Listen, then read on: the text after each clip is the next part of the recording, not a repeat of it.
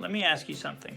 When was the last time you looked down at your floors and thought, yeah, these look great? If you're like most homeowners, the answer is probably never.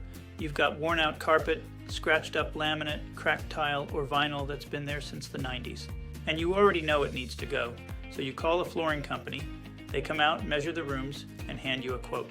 And suddenly, replacing the floors in your house costs $8,000, $12,000, maybe $15,000 for a few rooms. Your jaw drops.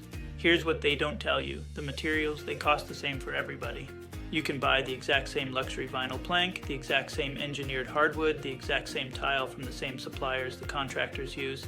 Sometimes they mark up the materials a little, but the real markup is in the labor. Installation labor is where contractors make 50 to 70% of their profit. And here's the thing, flooring installation is one of the most approachable DIY projects in your entire house. I'm Jason Hammond. I've been building and renovating for over 40 years, and I'm going to show you why doing your own floors is one of the smartest, easiest ways to save thousands. Let's start with the basics. Before you install anything, you need to know what you're working with. That means checking your subfloor. Is it level? Is it clean? Is it dry? This is the step most people skip, and it's the step that determines whether your new floor looks professional or amateur. For most rooms, you're going to pull up whatever's on the floor now.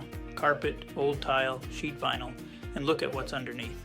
If it's plywood, you want to check for squeaks, soft spots, and make sure it's screwed down tight. If it's concrete, like in a basement, you want to check for moisture and make sure the surface is flat. If the floor isn't level, you can fix it yourself with self-leveling compound. It's a bag of powder, you mix it with water, pour it on the floor, and it finds its own level. It's about $30 to $40 a bag and covers roughly 50 square feet. A contractor would charge you $300 to $500 just for this step alone. Now let's talk about flooring types. You've got a few main options for DIY. Luxury vinyl plank is probably the most popular right now, and for good reason. It's waterproof, it's durable, it clicks together, and it looks like real wood. Material cost runs about $2 to $4 per square foot.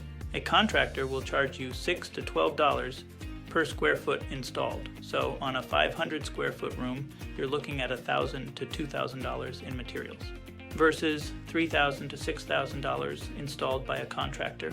That's $2,000 to $4,000 in savings on one room. Engineered hardwood is another great option. It gives you real wood on top with a plywood core underneath for stability. It clicks together just like vinyl plank. Material cost is about $3 to $6 per square foot, and contractors charge $8 to $14 installed. Laminate flooring is the budget-friendly option. It looks good, it's easy to install, and it runs about $1 to $3 per square foot for materials. Contractors still charge $5 to $9 installed because the labor time is almost the same regardless of the material. Tile is a little more advanced, but it's absolutely doable for a DIYer. Porcelain or ceramic tile runs $2 to $5 per square foot for materials. Contractors charge $10 to $20 installed because tile work is slower, but if you're willing to take your time, you can tile a bathroom floor in a weekend. Now here's the part that most people don't realize. Unlike almost every other remodel project, flooring doesn't have to be done all at once. You can install it one plank at a time, you can work around your furniture, you can do one room this weekend and another room next month. There's no contractor scheduling, no crew showing up at 7 in the morning, no strangers in your house for a week. You buy a few boxes of flooring, you start in a corner and you work your way across the room. If you need to stop for dinner, you stop. If you need to move the couch and do that section tomorrow, you do it tomorrow. The floor doesn't care. It locks together the same way whether you do it in 4 hours or 4 weekends. The tools you need are basic. A tape measure, a utility knife or a miter saw, a rubber mallet, spacers, and a pull bar. That's it. No special training, no certification, just patience and a YouTube video if you get stuck. When you add it all up, doing your own floors saves you $3 to $8 per square foot in labor alone. On a typical house with 1,000 square feet of flooring, that's $3,000 to $8,000 back in your pocket.